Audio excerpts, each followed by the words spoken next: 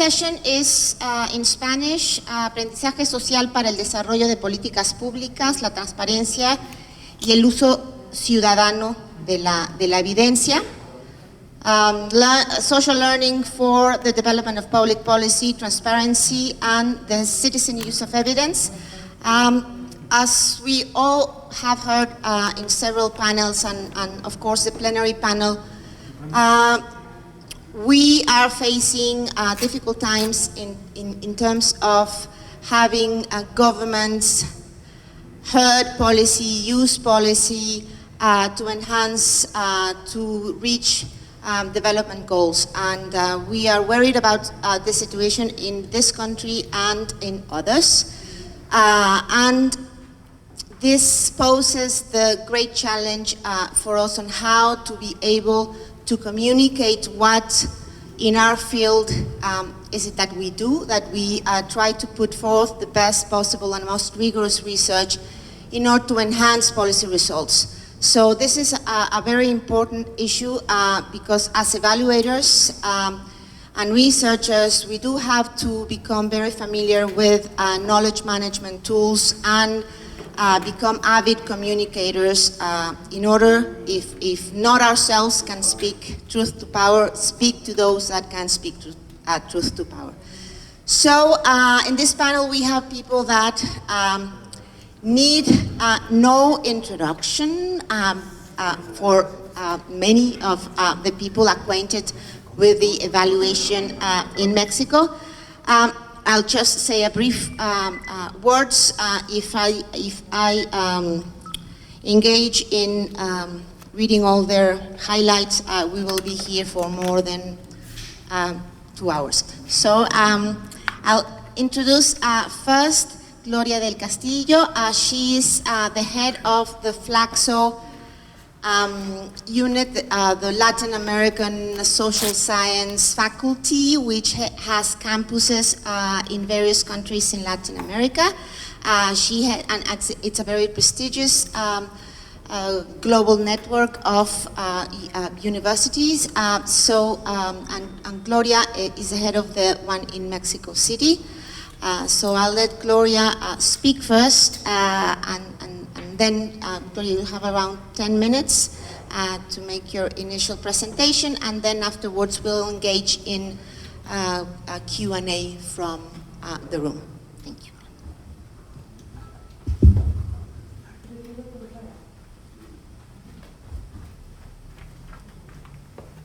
¿Qué tal? Muy buenos días. ¿Se escucha? ¿Qué tal? Muy buenos días a todos. Yo agradezco mucho esta invitación. Sé que estoy aquí por un cambio de mesas, entonces de horarios, que yo no podía estar en una mesa el día de ayer a las 11 de la mañana. Se los agradezco mucho, pero me da mucho gusto compartir la mesa con mis colegas, amigos, y también agradezco mucho a Gaby las lecturas que nos hiciste llegar, muy útiles. Yo lo que les quiero compartir y lo que he hecho, y hablaré a lo mejor en estos primeros minutos, es que considero que para poder hablar de la relación entre evidencia o la relación entre evaluación y participación ciudadana, considero que es muy importante poder recurrir muy brevemente a revisar en cuál fue el origen o cuál fue el origen fundacional del campo de política pública. Aquí presento algunas preguntas que seguramente han estado presentes en las distintas mesas, y me quedo con una pregunta: ¿qué evidencia queremos? Y en este caso se empieza a abrir una discusión, información o conocimiento, ¿no? Considero que buena parte de la evaluación o de la construcción de evidencia de políticas ha estado muy orientada a producir información, y esta información no siempre es útil. ¿Por qué? Porque no está acompañada de ciertas pautas teóricas o de ciertas preguntas muy concretas, ¿no? Seguramente Gonzalo hablará a lo mejor de eso. Y en términos de conocimiento, considero que para que la evidencia empírica de política se convierta en conocimiento, sí tiene que ir acompañada de un enfoque de política pública, cualquiera sea pero sí tiene que ir acompañada de conceptos, de preguntas, etcétera. Entonces, es por eso que yo me permito iniciar muy brevemente con cuál fue, a qué respondió el nacimiento de política pública. Después hablaré de una discusión que yo organizo entre ortodoxos y heterodoxos en el campo de política pública, para en otro momento poder hablar de la relación entre evaluación y participación ciudadana, siguiendo esta discusión de ortodoxos y heterodoxos, y cerraremos de manera más puntual con las respuestas a las preguntas orientadoras de este panel, ¿no? El campo de política pública nació a finales de los 50 en una coyuntura muy específica, y Harold Laswell, uno de sus precursores junto con Lerner, le atribuye tres atributos al campo de política pública que están muy conectados con la construcción de evidencia y de evaluación de políticas. El primero es la contextualidad, y en este sentido es reconocer que los problemas no nacen o no emergen como si no estuvieran en un territorio, en un momento específico, y de aquí es ir colocando por qué es importante hacer las evaluaciones o en los diseños técnicos, metodológicos de las evaluaciones, considerar los contextos. Y en esos contextos es que vamos pensando en la participación ciudadana.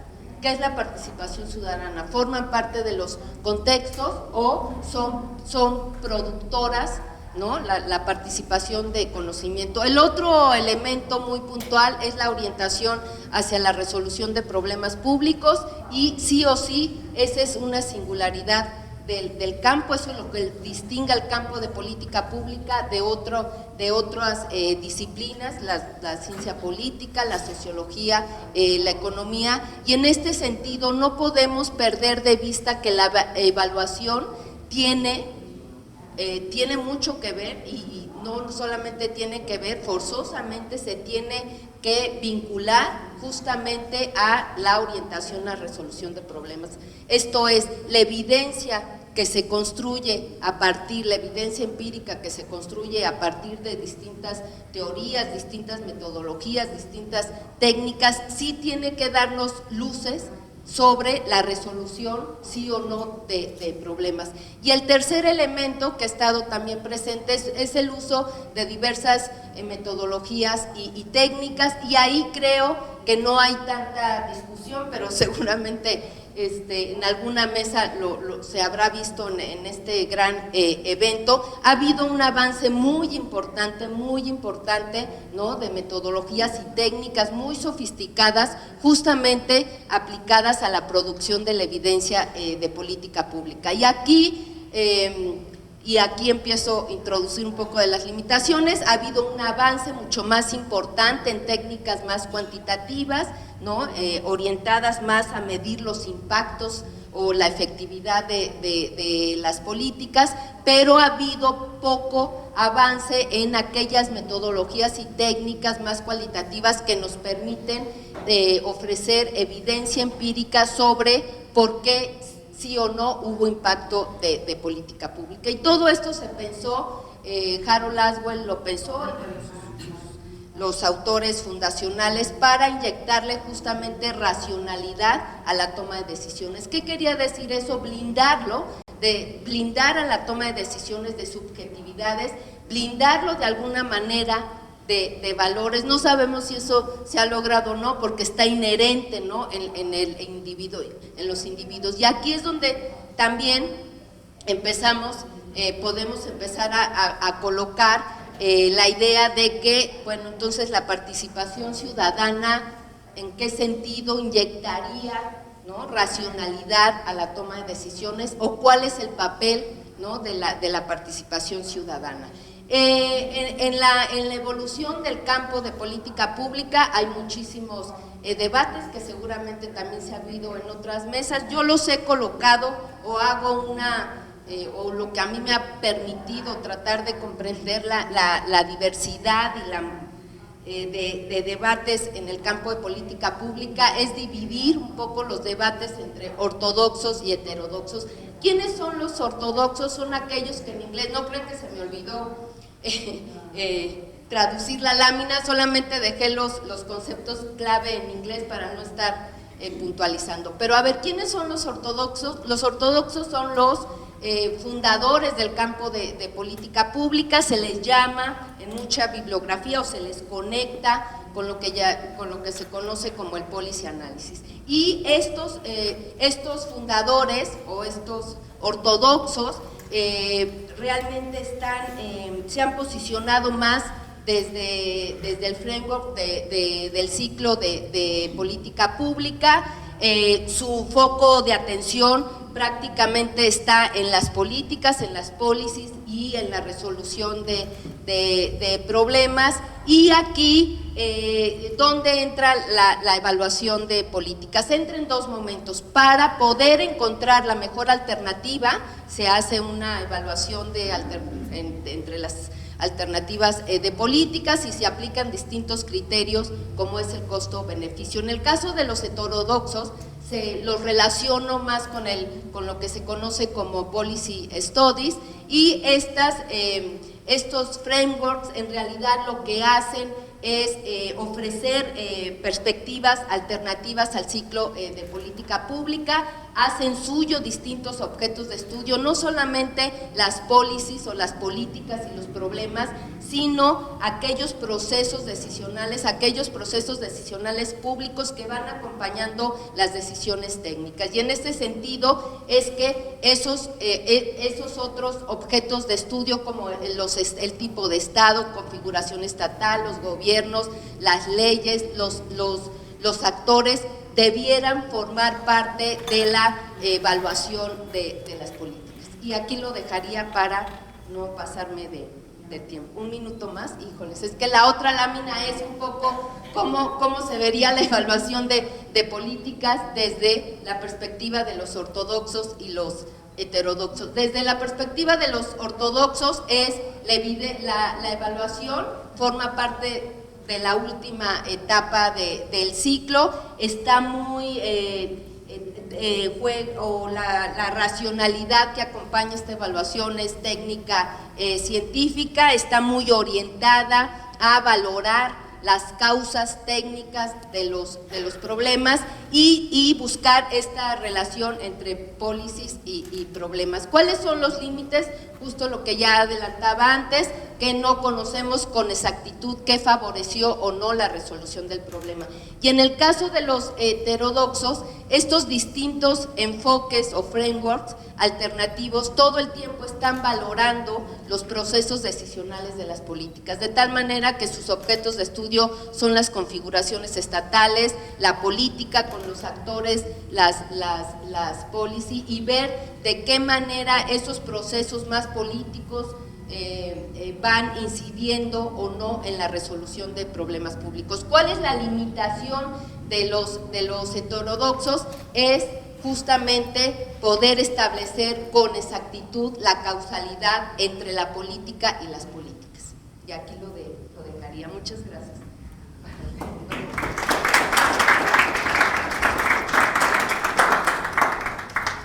Muchas gracias, Gloria. I think this sets the general framework in order to get right into evaluation, and I am very happy to introduce a very distinguished. Thank you, Gonzalo. You're always I was taking too long. I was thinking, I'm so happy to be introducing my boss. No, yes. I was trying to find the adequate word. Distinguished academic, Dr. Guillermo Cejudo. He is the academic secretary of CIDE, which is the Center for Teaching in Economics, Teaching and Research on Economics. And he has been in the field of evaluation for some years now, and I believe the link between the study of public policy and evaluation, it's key to Guillermo's work, in the work he has developed, analyzing several strategies of the federal government and how coordination and management plays an important role into evaluation and the decision-making process. So I hope I did that, distinguished professor, well. Muchas gracias. Muy buenos días a todos. Un gusto estar acá. Yo quiero aprovechar la provocación que está en el texto del resumen del panel acerca del aprendizaje social. Creo que va a conectar bien con lo que Gloria acaba de decir. Y quiero empezar pensando, cuando decimos aprendizaje social, ¿a quién nos estamos refiriendo? ¿Quién queremos que aprenda y qué queremos que aprenda? Porque parecería que es una cosa genérica en la cual todos los involucrados vamos a aprender lo mismo vía los mismos mecanismos. Y yo quiero problematizar un poco esto y empiezo con un ejemplo. Una de las evaluaciones que me ha tocado coordinar para Coneval fue una evaluación de una estrategia de coordinación de política social, la Cruzada Nacional contra el Hambre, una de las dos estrategias que el gobierno anterior realizó en esta materia. Después de mucho trabajo, la evaluación se terminó, Coneval la revisó, la hizo pública, y en la misma semana me tocó tener 4 lecturas distintas de la misma evaluación. El domingo, si no me equivoco, Coneval emitió un boletín en el cual, con mucho cuidado y rigor, explicaba qué se había encontrado, las fortalezas, las debilidades, los problemas, los hallazgos de la evaluación. Y el lunes recibí el periódico, lo abro y en primera plana hay una declaración de la entonces secretaria de Desarrollo Social refiriéndose a la evaluación y haciendo declaraciones sobre la Cruzada Nacional contra el Hambre, diciendo que la evaluación mostraba que la cruzada estaba funcionando y sin faltar a la verdad, porque tomaba algunos datos concretos, seleccionados cuidadosamente, para decir que había cosas que funcionaban bien.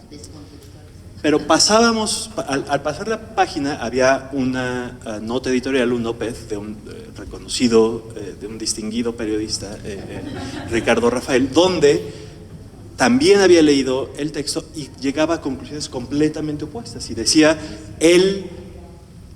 Coneval acaba de mostrar que la cruzada es un fracaso, que esto falla, que eso nunca va a funcionar, que el diseño, la operación, cada pieza de la estrategia está mal. Y después, como siempre pasa a los evaluadores, uno termina encantado con la materia, aunque la evaluación ya terminó, uno sigue hablando de eso donde sea. Entonces, tenía yo trabajo de campo de otra materia. No me habían pagado, exacto. Yo tenía trabajo de campo de otra materia, pero pues me crucé en algunas oficinas con funcionarios y beneficiarios de la cruzada que evidentemente no habían leído las evaluaciones, pero tenían opiniones muy fuertes sobre la cruzada. Y eran opiniones de funciona bien independientemente de que lo que en la evidencia en la cual ellos afirmaban que funcionaba bien no tenía nada que ver con la teoría causal de la cruzada, sino a mí me dieron una televisión el año pasado y eso me parece que es una muestra de que esto funciona. O cosas que, percepción de que no funcionaba por razones que no tenían que ver también con el diseño. ¿Por qué les cuento esta historia? Porque frente a la misma política pública, y por lo menos en 3 casos, frente al mismo documento proveyendo evidencia, hay lecturas diferentes. Y esas lecturas diferentes tienen que ver con los mecanismos de aprendizaje y la forma en la que esas personas se acercan a las evaluaciones.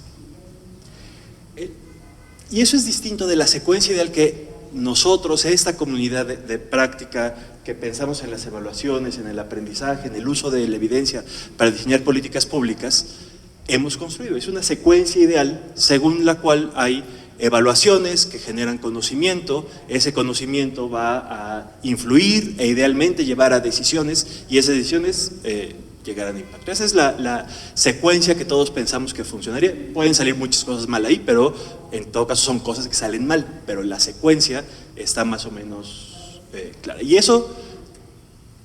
el problema de esta secuencia es que pensamos que activa en automático un círculo virtuoso en el cual los técnicos, quienes hacemos evaluaciones, y los funcionarios que toman decisiones basadas en evaluaciones, interactúan con políticos y con ciudadanos, y los ciudadanos aprenden de las evaluaciones, y entonces ellos les van a exigir a los políticos que hagan buenas políticas, y los políticos van a acudir a la información técnica para tomar mejores decisiones. Y entonces este círculo virtuoso, basado en la secuencia pasada, es como la piedra angular de toda la lógica y por eso el aprendizaje social importa, porque no solo necesitamos que aprender los detalles técnicos, sino que los políticos aprendan eso y los ciudadanos aprendan eso. Afortunadamente, y eso me va a ahorrar muchos minutos, Santiago Levy habló largamente de Prospera y lo que ha pasado distinto de ese círculo virtuoso y esa secuencia ideal. Si esta conferencia hubiera tenido lugar hace un año, estaríamos hablando en Prospera tenemos un muy buen ejemplo de cómo la evidencia informa la toma de decisiones, los ciudadanos exigen de los políticos, y entonces el círculo virtuoso funciona razonablemente bien. Santiago Levy ya abundó largamente sobre cómo eso no ha ocurrido, y a mí lo que me gustaría plantear es que la forma en la que podemos entender eso es distinguir qué quiere decir eso que llamamos aprendizaje social. Y creo que tiene que ver con quién estamos pensando que aprenda. Por un lado, hay un aprendizaje de conocimiento sustantivo para diseñar atributos de política pública. Las evaluaciones y la evidencia nos permiten tomar decisiones concretas del diseño de las políticas públicas. Lo típico, decisiones sobre los instrumentos, sobre las poblaciones objetivo, sobre qué hacer, cómo diseñar una intervención, etc. Ese es el conocimiento sustantivo que las evaluaciones generan y que sirven para que quienes toman decisiones en esa materia puedan mejorar las políticas públicas. Pero no es el único proceso de aprendizaje que está implícito en ese círculo virtuoso. Hay un conocimiento que tiene que ver más orientado a las decisiones políticas, no del policy, sino del politics, que son las decisiones que va para decidir no dentro de las políticas públicas, no los atributos concretos de cómo calibramos el instrumento, cómo mejoramos la focalización, sino decisiones sobre la política pública, decisiones sobre desaparecer o no una política pública, decisiones sobre aumentar su presupuesto o reducirlo, decisiones sobre escalar la política pública, que no son necesariamente decisiones técnicas puntuales sobre los detalles de la intervención, sino son decisiones esencialmente políticas sobre que son un proceso de aprendizaje diferente del proceso de aprendizaje sustantivo sobre el diseño. Y finalmente, cuando hablamos del aprendizaje social desde los ciudadanos, creo que estamos hablando de una cosa completamente distinta, y son las ideas socializadas. Son las ideas que compartimos, que no necesariamente son detalles puntuales. Déjame poner dos ejemplos de ideas socializadas. En México, en muchas escuelas públicas, hay turnos vespertinos y turnos matutinos. La gente sabe que generalmente las escuelas en la mañana son mejores que las escuelas de la tarde. Y busca que lo haga, no porque haya evidencia, no porque haya leído evaluaciones o porque acuda regularmente, es un conocimiento razonablemente compartido. O sea, a lo mejor es falso, pero es una idea socializada en torno a una política pública, un atributo de política pública. La idea de vacunas, ahí tenemos un choque en ideas en torno de cuándo, cómo, por qué, o si siquiera hay que vacunar. ¿Qué es distinto del conocimiento sustantivo y qué es distinto del conocimiento político? Son las ideas socializadas sobre qué es exigible, qué puede esperar una persona sobre el desempeño de algunas políticas, algunas instituciones. Hay países que saben claramente que hay servicios de salud que funcionan mejor que otros, y entonces busca activar esas ideas socializadas que en última instancia pueden estar ancladas en evidencia, pero que son un proceso de aprendizaje diferente del conocimiento sustantivo específico técnico y de las decisiones políticas amplias. Y entonces mi pregunta en los 2 minutos que me quedan es, ¿qué queremos que aprendan? O sea, creo que si entendemos que son tres audiencias diferentes, ¿qué es lo que queremos que aprendan a partir de la evidencia? En la esfera técnica, pues ya sabemos que queremos que aprendan todo lo que ya se ha discutido en esta conferencia. Pero ahí planteo algunas preguntas, me voy en los dos extremos. Yo creo que no queremos que un político piense como técnico. Esta semana fue muy visible en las redes sociales, por ejemplo, con motivo del Premio Nobel de Economía. En muchos países había el típico letrero, es que el presidente debería leer el Poor Economics. Es que ¿cómo es posible? Eso no va a pasar. Si ese es el modelo de aprendizaje que queremos impulsar, yo creo que es un modelo de aprendizaje equivocado. Queremos convencerlos de que informen sus decisiones y evidencia, esa es otra discusión. Quizá es más probable que logremos que los políticos quieran diseñar políticas públicas, y a lo mejor por ahí es la entrada para llegar. Lo mismo con los ciudadanos. No queremos que los ciudadanos se vuelvan expertos en aleatorización de instrumentos tampoco queremos convencerlos de que las políticas deben estar basadas en evidencia. Creo que eso es en esta comunidad es un mantra que tenemos perfectamente interiorizado y que nos lo podríamos tatuar, pero no es algo que va a permear en los usuarios, beneficiarios, en el ciudadano de a pie. Tampoco van a pensar como técnicos. ¿Qué sí puede pasar? Que quieran buenas políticas públicas. Y por eso creo que entonces, cuando hablamos de aprendizaje social, tenemos que tener claro que el mensaje debe estar acorde con el destinatario y con el propósito. Y hay una ventaja, que si hay un denominador común en las tres audiencias distintas, es que en los tres se quieren mejores políticas públicas, aunque las lecturas que hacemos de la evidencia sean diferentes. Pero para lograr transmitir el mensaje poderosísimo que la evidencia puede dar para mejorar las políticas públicas, creo que es necesario calibrar mejor los mensajes considerando la audiencia. Y entonces entender que el aprendizaje social ocurre por distintos mecanismos y no en una línea directa de aquí hay conocimiento, úsenlo, léanlo y usen evidencia. Muchas gracias.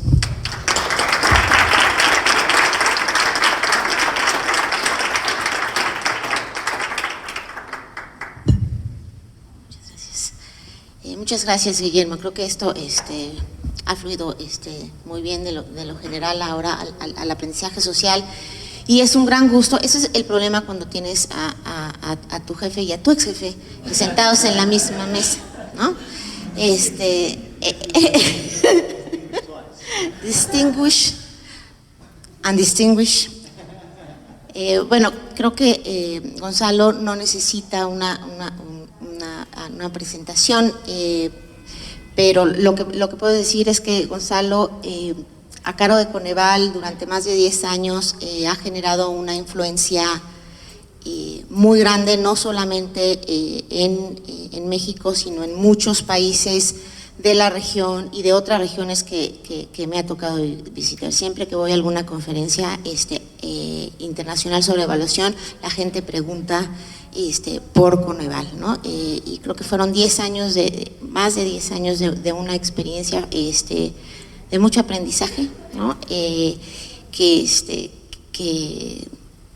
hay que compartir, de lo que pasó bien, de lo que se fue mejorando durante el tiempo, porque creo que Coneval transitó durante ese tiempo varias etapas, ¿no?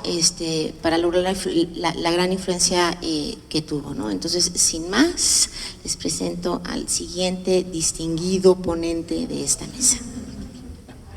Muchas gracias, Gaby, y qué gusto estar aquí con Gaby, con Guillermo, con Gloria y con ustedes. I want to ask you, do you want me to carry on in Spanish or English? It's up to you. Spanish. Celia Cruz was a singer, and she used to say, my English is not very good looking. I don't know. Vamos a tratar el español y sí. A ver, lo bueno es que mis compañeros hablaron un poco de lo que uno quisiera de la teoría del cambio cuando hay dos palabras básicas en esta mesa, que es transparencia y ciudadanos. Cuando hay transparencia y ciudadanos, casi que no hay de otra más que uno tiene que hablar de democracia, ¿no? Y en la democracia, lo que uno quisiera, y ya Guillermo lo dijo muy claramente, es, bueno, hay ciudadanos que pagan impuestos, hay ciudadanos que eligen gobernantes, y por lo tanto hay en la democracia un diálogo permanente, o debería haberlo, porque el ciudadano finalmente eligió a los gobernantes, son el ciudadano los jefes del presidente y los jefes del secretario y los jefes del Congreso, y por lo tanto el diálogo es yo te elegí, por lo tanto yo te pido cuentas, y el gobierno siendo electo es yo te rindo cuentas y te digo cómo voy con el dinero que tú me pagaste de mi sueldo de todos los días. Entonces ese diálogo, esa teoría del cambio es muy lógica y es muy appealing para los evaluadores, porque en medio tienes elementos de diálogo a partir de hechos y de verdades pero como decía Guillermo, también en esas democracias hay política y hay poder. Y no solamente eso, sino que los ciudadanos y los políticos y los técnicos a veces se intercambian. Entonces no es que haya un político aquí y hay un ciudadano allá. Hasta donde yo me acuerdo, el presidente López Obrador es ciudadano, hasta donde yo tengo idea. Y hasta donde yo tengo idea, los evaluadores somos ciudadanos y podemos ser políticos y podemos ser gobernantes. Entonces tenemos poder, tenemos en el diálogo idóneo hay poder, hay líneas no claras entre los tres grupos, y por eso el diálogo sería idóneo que fuera de puras verdades. Hay una película que se llama La primera mentira, de Ricky Gervais. Entonces dices, una sociedad donde nadie miente, ¿no? Rara. Oye, te ves muy bien. Oye, te ves re mal hoy, güey. Te ves re mal. ¿Cuándo dice alguien así? Nadie, ¿no? Es decir, mentimos a cada rato en las sociedades, a veces por buena onda y a veces no por buena onda, pero las verdades no son del todos los días. Entonces, en medio de eso, las preguntas que nos hicieron fueron, a partir de las evaluaciones y la generación de evidencia, ¿los gobiernos son más transparentes? Me enfoco en México. Yo creo que rotundamente sí. O sea, hay mucha mayor transparencia hoy que hace 30 y 40 años en México, a partir de una democracia y a partir de la generación de evidencia de varios actores, ¿no? El INEGI, que se ha ido construyendo y que tiene un conjunto de información súper valiosa que hace años no teníamos. El Coneval, el INEE, que hoy ya valió, pero ahí estaba el INEE, la Comisión Nacional de Derechos Humanos, que pronto también va a valer, pero ahí está.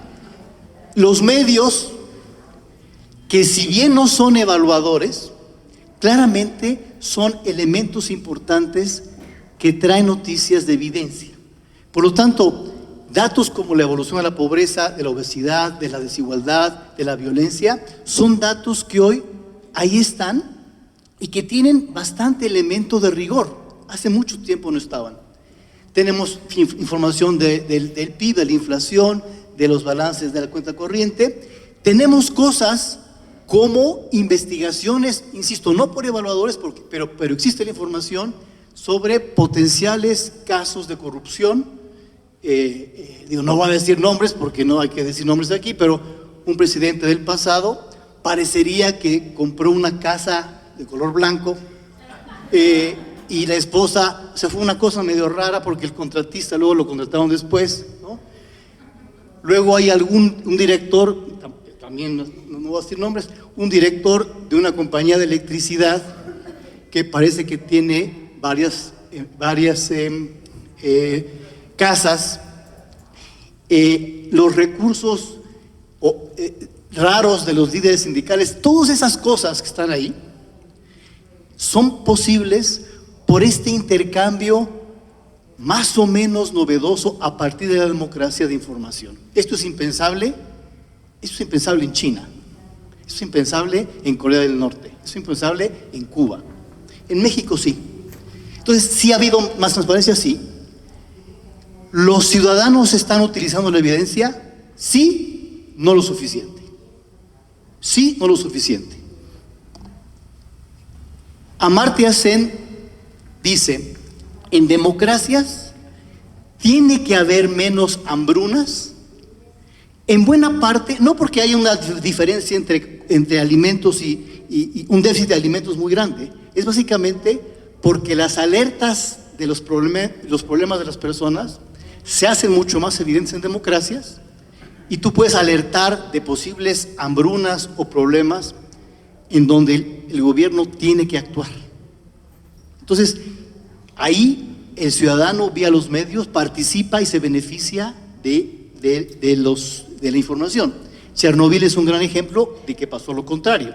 En Chernobyl la tragedia es no hubo información en una no democracia. Podemos saber qué puede pasar con la infraestructura que quiere hacer el gobierno en México hoy. Tenemos los datos, podemos exigirlos. La gente dice, a ver, quiero que me digan con claridad cuánto va a costar Dos Bocas, la refinería, y qué potencial beneficio tiene. Eso lo podemos hacer ahora. Coneval, las visitas de la página fueron 0 al principio y fueron creciendo. En 2019, que no ha acabado, son 3 millones de visitas, que es un logro importante. Quiere decir, hay gente que está buscando información, pero no es suficiente. Por ejemplo, muchas de las cosas que desde Coneval diseñamos en el proceso de evaluación requerían implícitamente la intervención de los ciudadanos. Una que sí se ha logrado más o menos es que las evaluaciones son públicas y algunos ciudadanos a través de los medios se dan cuenta que la cruzada a lo mejor no fue la mejor, que Prospera era bueno pero tenía unos retos, que Jóvenes Construyendo Futuro tiene retos importantes. Eso yo lo veo permanentemente en los medios, que son ciudadanos, veo gente queriendo conocerlo y está ahí. Pero, por ejemplo, hay una cosa que me parece que no funcionó como hubiéramos pensado. Diseñamos un mecanismo de seguimiento de recomendaciones en donde queríamos evitar que el auditor fuera el que le diera seguimiento a los planes de mejora, porque cuando un auditor, when an auditor is there's a problem. I mean, you may have a problem. So, la gente le teme a los auditores y por lo tanto los planes de mejora que tú hubieras hecho con libertad los haces más chiquitos cuando dices me van a auditar estos hijos de la mañana. Hijos de la mañana, no sé cómo lo tradujeron. Sons of something. ¿Qué hicimos en Coneval?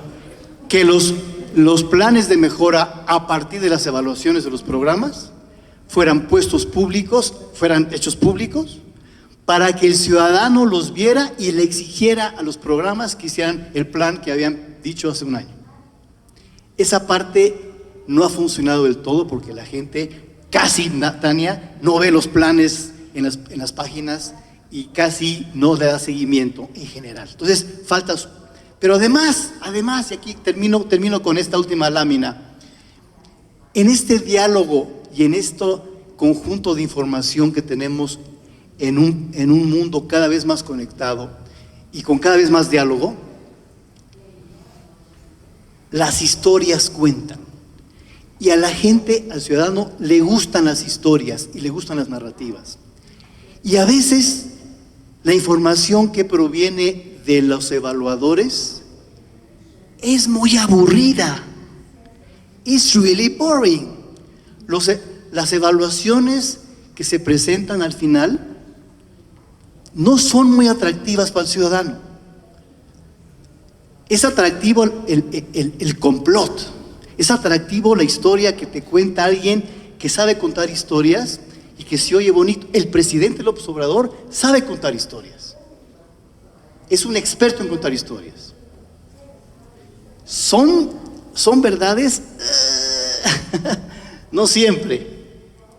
Pero entonces, el gran reto de acercar al ciudadano con la evaluación y que exija un reto proviene de nosotros mismos. ¿Cómo hacemos narrativas mucho mejores que están compitiendo con narrativas muy atractivas que no son las verdades que uno quisiera? ¿Cómo hacemos para hacerlo? Y finalmente, es de varias vías esto. En sociedades polarizadas, ¿de qué manera podemos escuchar al otro?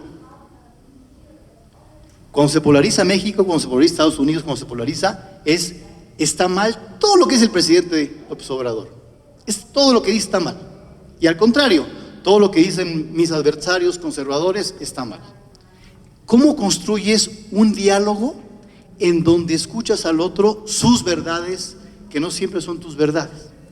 En México Posibles es una experiencia reciente, interesante, en la cual el lema es trabajar con el enemigo.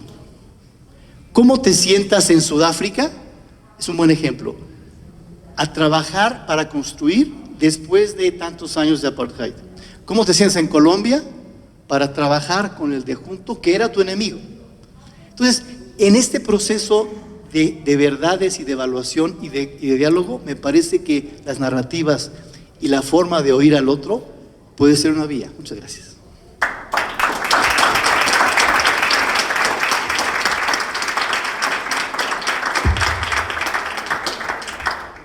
Muy bien, me encanta porque ahora creo que podemos tener una muy buen debate con sus preguntas, ¿no? Creo que son visiones diferentes, las varias atractivas y que pueden surgir preguntas interesantes acerca de esta gran interrogante de cómo hacemos mejor comunicación, cómo hemos hecho las cosas antes y cómo podemos evolucionar hacia aprovechar lo que hemos generado y tener efectos sobre lo que los gobiernos deciden. Entonces abro el espacio para preguntas, comentarios. Ian ya alzó la mano. Sí, English or Spanish.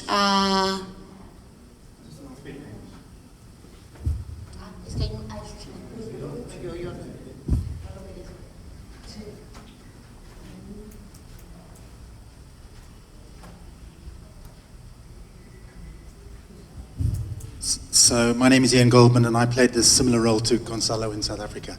And I have a very similar set of observations and I'd like to hear Gonzalo's answers a bit because, and what really struck me on the first day was Santiago Levy's point. He said, we need to involve Parliament, we need to be talking to political parties, we need to use the media and the thing of citizens. And I'd just like to hear your reflections now with your experience.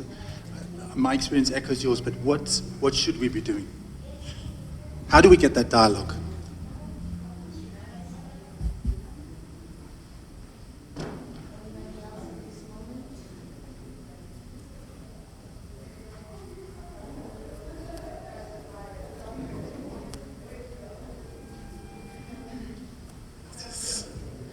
Muchas gracias por sus presentaciones. Relacionado con lo que decían los tres, durante muchos años hemos invertido en las capacidades en evaluación de los funcionarios, pero no tanto en las capacidades en comunicación de los evaluadores. Entonces, ante la necesidad inminente de cambiar estos esquemas, ¿qué alternativas concretas, prácticas proponen para que empecemos a invertir más en las capacidades de comunicación de los evaluadores también?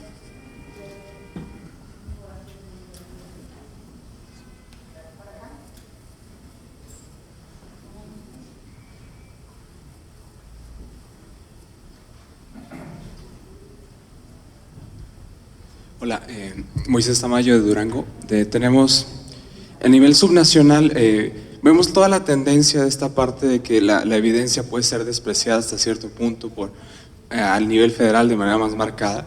pero a nivel subnacional vemos que todavía hay alguna apertura de los gobiernos estatales y municipales a esto de los resultados, de las evaluaciones que pueden servir para mejorar. Y mi pregunta concreta es si ustedes tienen recomendaciones para no desgastar esta buena relación que tenemos hasta ahora y cómo es que podemos pues aprovecharla al máximo en este momento que nos encontramos y no caer en lo que seguramente pasó acá.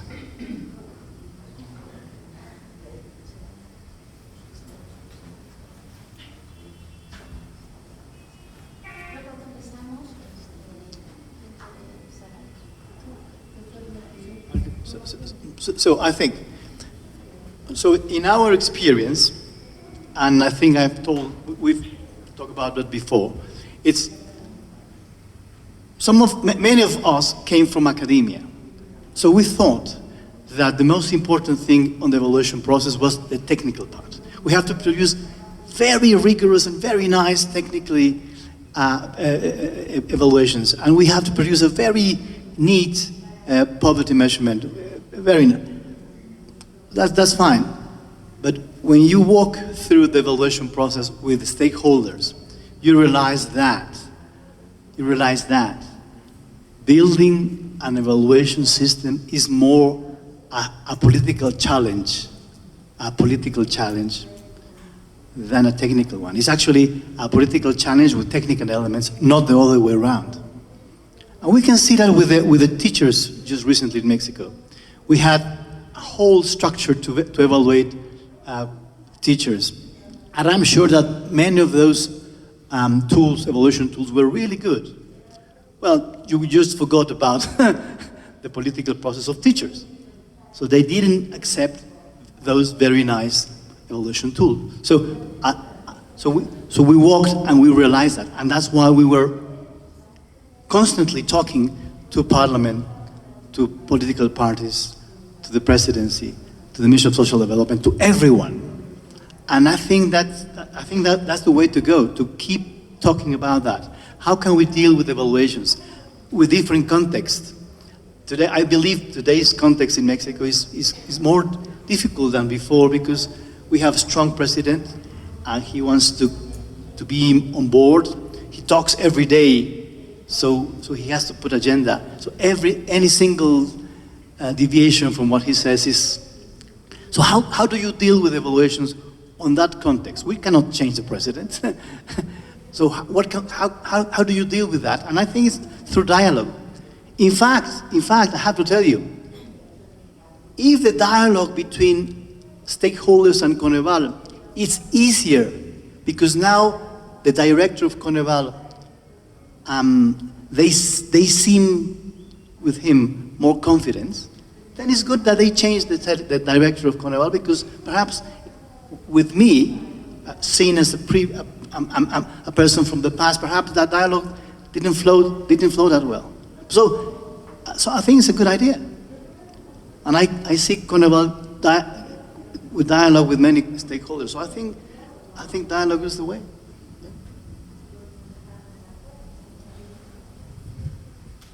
Bueno, yo tomo algunos puntos de las distintas preguntas. Creo que,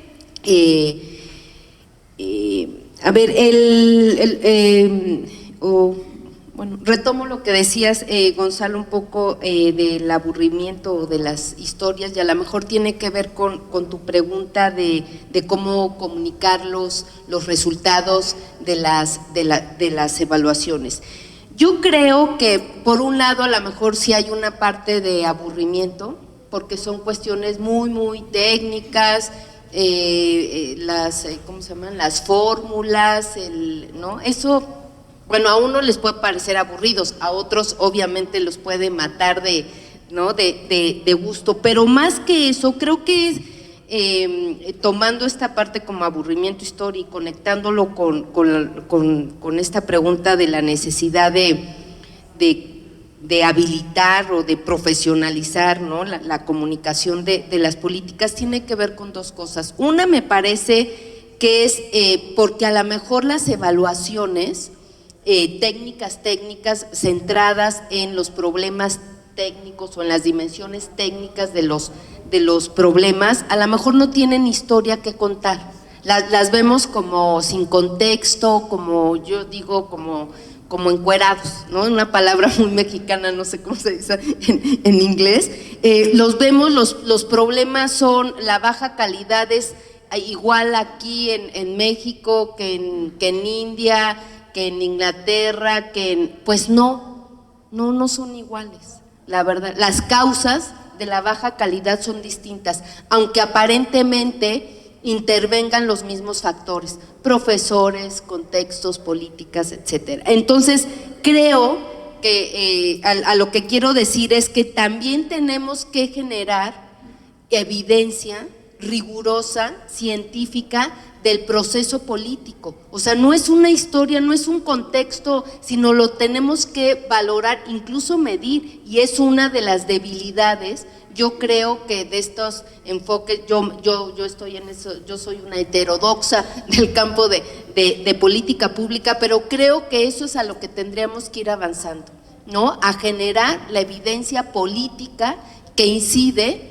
favorable o desfavorablemente en la resolución de un problema, en la solución de una decisión técnica. Y la otra tiene que ver con la comunicación, o sea, se confunde mucho. Incluso ayer justo teníamos en la Flaxo una conversación con un tomador de decisiones y con los estudiantes de gobierno. Es eso, o sea, una cosa es comunicar políticamente y otra cosa es comunicar los resultados de una evaluación de políticas, ¿no? Entonces, por eso esta lectura es muy ilustrativo lo que Guillermo nos comparte. Hay una lectura técnica, hay una lectura política y hay una lectura, ¿no?, ahí mezclada. Pero coincido con tu pregunta o con tu inquietud de que efectivamente eso lo tenemos que hacer. O sea, tenemos que formar profesionales de la comunicación de las políticas, porque se van a lo político distorsionando el conocimiento técnico, o desde el conocimiento técnico también, aquí me van a matar, no distorsionar el conocimiento político. Entonces, cuando tú dices, Gonzalo, la parte técnica de las evaluaciones, pues también estas evaluaciones técnicas tienen que incorporar como objeto de estudio la política, insisto, y en eso hay que avanzar en términos técnicos y metodológicos, ¿no? Un ejemplo de esto fue justamente la reforma educativa del 2012, ¿no? Yo consideré que fue una reforma muy atinada porque había un cambio muy importante que podía tener incidencia en la calidad, en resolver las deficiencias de calidad educativa. Y yo diría, hicimos con otra colega un estudio de cobertura de medios, se polarizó totalmente la discusión y permeó la parte más política que la técnica, porque además no había tiempo para medir el impacto de la decisión. Muy brevemente, yo continuaría el argumento que así. Creo que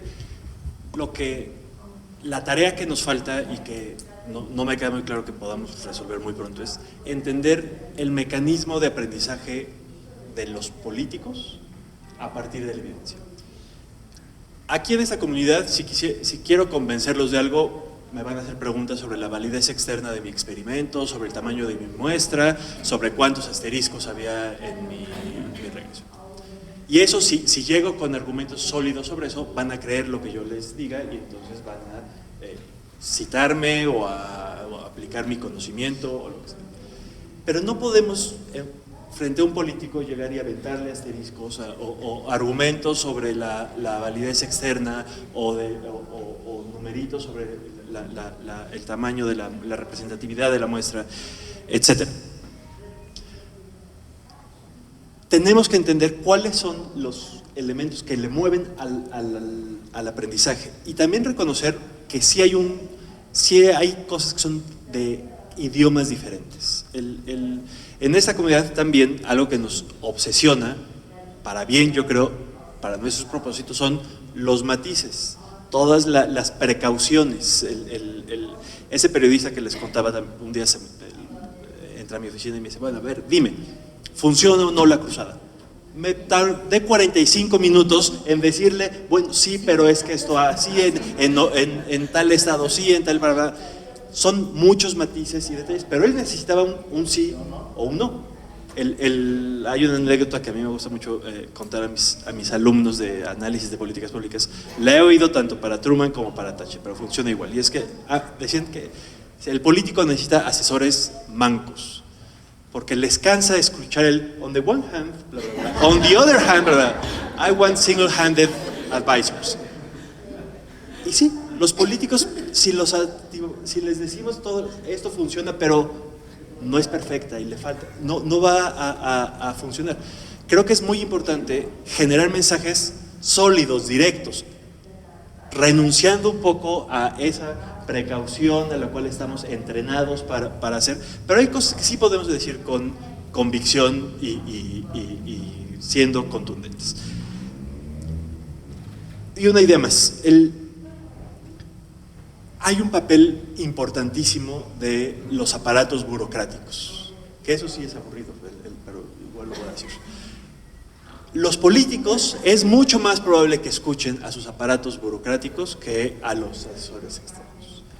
Pero eso requiere que tengamos burocracias funcionales y profesionales. Y eso es algo que en muchos países o no tenemos o también están en retroceso. ¿Por qué? Porque esos funcionarios sí pueden servir como un anclaje y como un anclaje de conocimiento que se va institucionalizando, que se acumula. Hay un aprendizaje de ideas que continúan, pero también es un espacio que puede servir de interlocución. A lo mejor con un director especializado de un tema concreto sí podemos tener una discusión de asteriscos y representatividad de la muestra y él traducirlo a la decisión política. Pero eso tiene que ver con la calidad de las burocracias de nuestros gobiernos. Entonces, creo que hay retos que no son de la comunidad de la evaluación, sino del funcionamiento cotidiano de los gobiernos, que si no terminan de estar resueltos, siempre va a haber una pieza faltante en esa comunicación. Let me add a very clear example about all the technicalities that we produce when we're trying to convince. There was a very important meeting around Julio, Agosto, September last year, where Prospera, the program, invited all their most important evaluators. And they had this meeting with the transition team from the new president. So after 2 or 3 hours, I was there, and most of the academics, I was included there, that we presented there. You see the screen full of numbers and R squares and deviation standards and all that. So, well, here you can see very clearly that nutrition increased because and a lady from the transition team, she told me, Gonzalo, why you didn't tell me that I need to translate a different language when I came here? I didn't get a clue. She didn't get a clue. Terelupe, she didn't get a clue. And then the program disappeared. I'm not saying that it's because of that meeting. What I'm trying to say is, if we wanted to convince López Obrador and his team through double differences, then there was a problem. Instrumental variables, okay. Well, thank you very much. I think this is a fascinating conversation on how, what's the next step and how do we differentiate audiences and what tools do we have to convince different audiences. When I was hearing you and after Santiago's speech on the first day, I'm thinking, why aren't the people that got Progresa not in arms? The program has disappeared and they're not getting the same services. And I guess it's because we haven't figured out how citizens, all sorts of citizens, because when we talk about citizens, we're talking about many things, very different kinds of citizens, but those citizens that are the poorest in this country, if they see something changing that's affecting their welfare, why aren't there the 6.4 million families not doing anything about it? My answer is because we haven't communicated that they have rights and that they have those rights, and it's not a paternalistic program that they can expect whenever the government wants to give them something. So I think we have a lot to do on that front, a lot to learn, and we'll be learning for 6 years, or well, maybe 5. Okay, so thank you very much, everyone, for being here. I think we can engage in some conversation outside, because I think that the panel's over it was over like 5 minutes ago, and there's some other panels out. There's lunch now, correct? Okay, so thank you very much, and thank you to all my distinguished panelists.